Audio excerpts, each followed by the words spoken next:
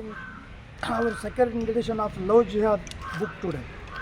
Since from 25 years, Sri Ram Sena is fighting against this Love Jihad.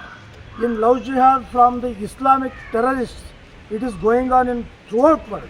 In India also, they are spreading like anything. That's why Sri Ram Sena is decided to stop this Love Jihad and stop, give the protection to the Hindu ladies and Hindu our sisters.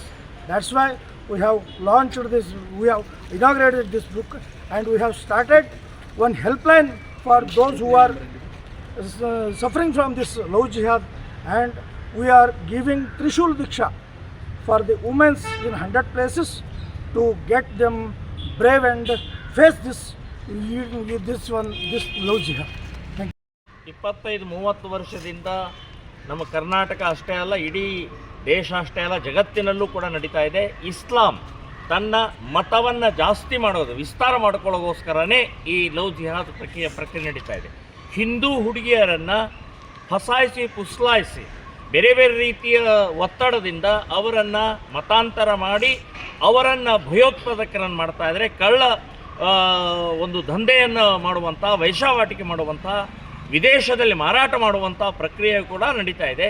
ಇದಕ್ಕೋಸ್ಕರ 2009ರಲ್ಲೇ ಶ್ರೀರಾಮ್ ಸೇನೆ ಸಂಘಟನೆಯಿಂದ ನಾವು ಪುಸ್ತಕ ಮುದ್ರಣ ಮಾಡಿದ್ದೀವಿ. ಇವತ್ತು 2ನೇ ಪುಸ್ತಕವನ್ನು ನಾವು ಮುದ್ರಣ ಮಾಡ್ತಾ ಇದ್ದೀವಿ. ಜಾಗೃತಿಗೋಸ್ಕರ, ಸುರಕ್ಷತೆಗೋಸ್ಕರ ಹಿಂದೂ ಹುಡುಗಿಯರು ಉಳಿಬೇಕು ಅಂತನ್ನುವಂಥ ದೃಷ್ಟಿಕೋನ.